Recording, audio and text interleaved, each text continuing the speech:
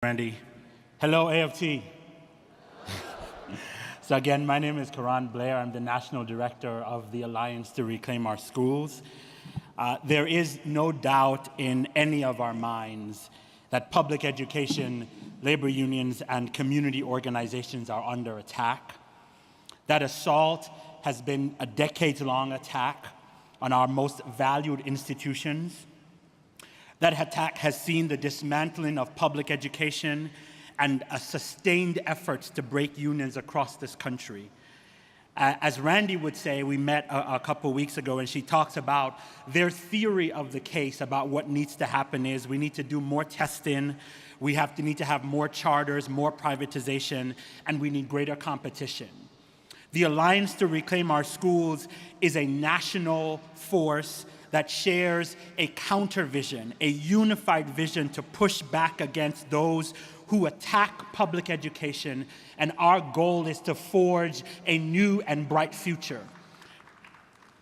The Alliance has 10 national groups, including the AFT, that represents 7 million people across this country.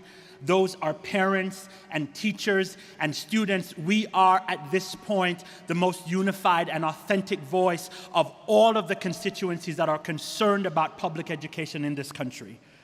Our demands are clear. We are fighting for the schools that all our children deserve, and we are focused on achieving racial justice and racial equity for Black and brown students that have not historically gotten the resources and the schools that they deserve. We are clear that the fight for educational justice is at the same time a fight for racial justice. Some students and teachers in this country have never gotten what they really deserved and needed to succeed. We know there is a lot at stake, the strength of our democracy and frankly the strength of our economy and the value of Black lives in this country. We are fighting to win a bright future for every child and the teachers who teach them and the communities they live in.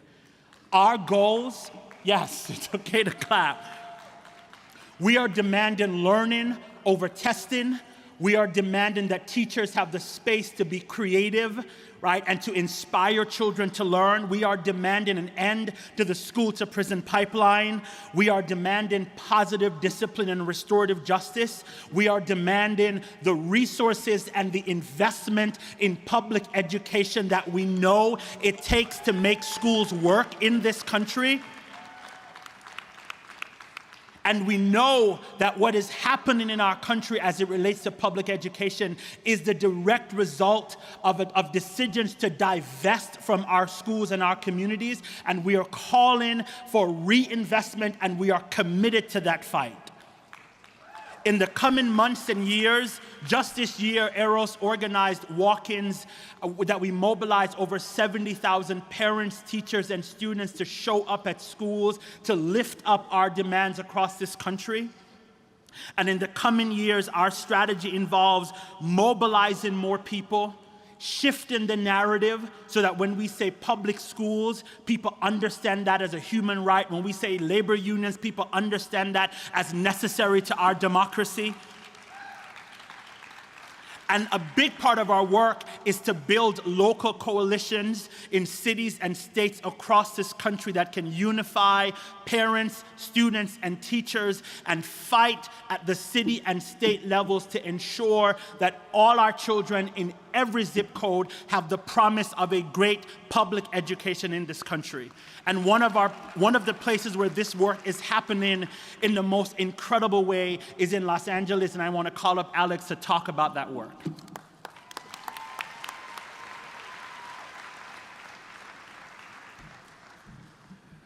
Okay, good to see everyone.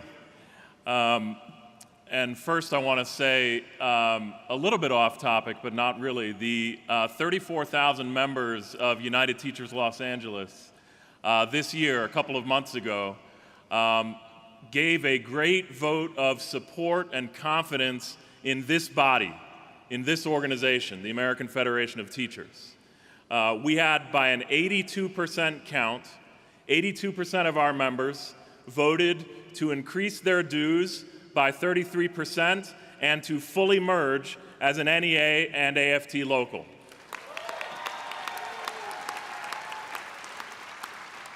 which is a tremendous vote of confidence in the work that you do and the work of this organization, the AFT, and now we've got some new members as well of the AFT. So, we've accomplished a lot over the last couple of years. There's still a lot to do, but we've accomplished a lot in LA working with parents and community. We've also been working very closely with our school board president, Steve Zimmer, who spoke last night. He was good, right? You guys remember Steve Zimmer from last night? So we're gonna have to protect him. He goes around and gives speeches like last night, and the billionaires start salivating to come after him, right? How many of you have billionaires in your cities trying to do that? Okay, well, don't clap for him. Don't clap for him. So we're going to defend Zimmer against the billionaires. But these are some of the things that we've done with parents and community over the last 2 years. Number one, we bounced out of the superintendency one of the most corporate reform superintendents around, John Daisy. Got rid of him. Second, when Eli Broad, you all know Eli Broad, when Eli Broad and the Walton Foundation came with a privatization plan to take over LAUSD, we went to opening day of the Broad Museum in downtown Los Angeles and hijacked his opening day, and we're pushing back on Eli Broad and the Walton Foundation. You all know that another thing that billionaires like to do is they like to mess with charter educators who are trying to organize unions. And the Alliance charter chain is running an anti-union campaign, and we have worked with parents to go to Sacramento and get a legislative audit of Alliance's finances to see how much public money they're spending on an illegal anti-union campaign. And finally, one of the major things we've done in the last couple of years is we have used our contract negotiations in trying to experiment with bargaining for the common good, to win raises, to win protection of our benefits, but also to win initial steps around class size, health and human service professionals added to schools, and specific supports for the highest need schools in the highest poverty areas. We've been able to achieve that in the last couple of years. Now, the foundation of all of this work is two things. Number one, member organizing, and number two, parent-community coalition building. And both of them, there's a dynamic here, and the motion that's about to be on the floor is about this dynamic. There's national work and there's local work, and they've got to feed each other, right? There's got to be a dynamic between the national work and the local work. So in our case, the AFT and the CFT have helped us immeasurably in doing our organizing at the political level, in terms of supporting community organizing efforts, et cetera.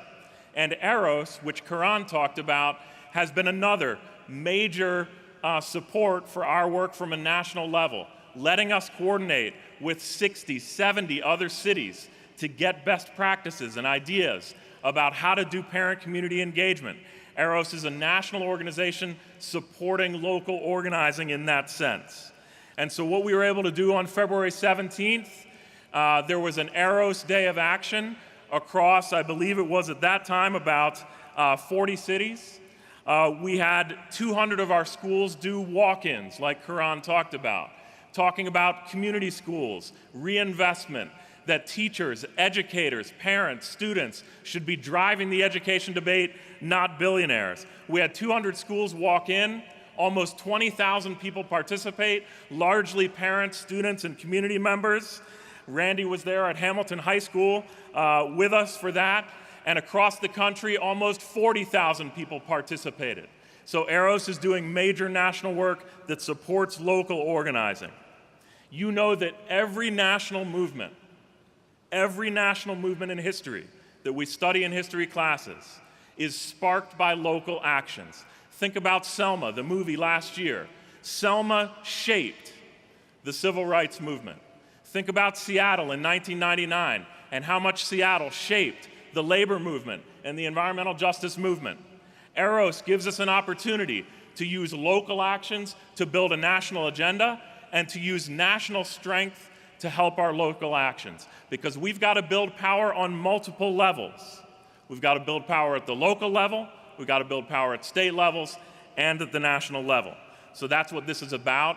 And the motion that you're going to hear that Randy referred to is about making sure that we have that national and local dynamic around ESSA. And I'll say this to the union, to the local presidents in the room. It does take some sacrifice to be a part of a national coalition. You've got to coordinate dates together. You've got to eventually, what we're moving towards is trying to coordinate bargaining in the state of California. It takes work. It takes taking that hand a little bit off that steering wheel, especially when you're working with parents and community as well. But we have no choice. We've got to be flexible. We've got to learn together and build those kind of coalitions. And I'm going to end with this. Tiana Hatchett is a student at Dorsey High School in South LA. And Tiana, at the beginning of her 11th grade year, she was interested in why she didn't have a college counselor. And she got involved at her school level around that. And eventually, she got attracted to the Black Lives Matter movement. And so she was building stuff at the school around college counselors and the Black Lives Matter movement. Then we had the walk-in for February 17th. She spearheaded the walk-in at Dorsey High School. And suddenly, you had a broader range of youth. Her mother, her parents, other parents got involved. And suddenly you had Tiana involved not only at the school around the college counselor, but also leading an effort of a group called the Grassroots Coalition in Los Angeles locally, and being on conference calls nationally with AROS. Those are the kind of young leaders that this movement depends on. Am I right? I know that we've got Tiana Hatchetts in Chicago ready to take on a mayor, right? I know that we've got Tiana Hatchetts or people like her in Baltimore ready to build community schools. Am I right? I know that we've got Tiana Hatchetts in Minnesota here to follow up on racial justice and police brutality. These are the leaders that we need to develop, and AROS is a structure that can help us do that. Thank you very much, and let's build AROS and let's build this movement. So I want to thank Alex for that, and to say in a very, very clear way that what we are building with the AFT and our 9 national partners is a movement and a resistance that when we fight together, we can win. Come October 6th, it is our goal to mobilize 100,000 people across this country in 200 cities to lift up a set of demands that will animate parents and students and teachers, right? And to build an ongoing infrastructure that the right cannot defeat. And so you are invited to join with us in this fight. Our communities are at stake. A bright future for our kids is at stake, and we simply cannot afford to lose. Tonight at 7 p.m., you're also invited to come to the AROS Mixer to hear a little bit more about us and how you can join the fight. I know your program says 5:30, but it's 7 o'clock tonight. Thank you so much. When we fight, we win.